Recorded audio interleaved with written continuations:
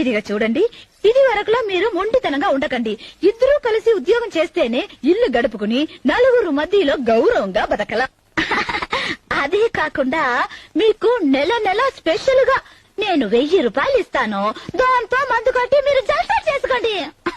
నన్ను మాత్రం ఉద్యోగం మానయ్యమని చెప్పొద్దు రాజా. ఒక నెల ఉద్యోగానికి పంపిస్తే ఎంత డెప్త్లోకి వెళ్ళిపోయావే. అమ్మో, నిన్ను ఇలాగే కంటిన్యూ చేస్తే ఈ డెప్త్ చాలా డేంజర్ అయిపోద్ది. అవునే, ఇది కత్తి.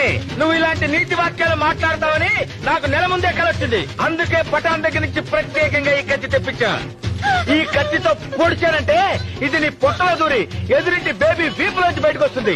This is last and final warning for you.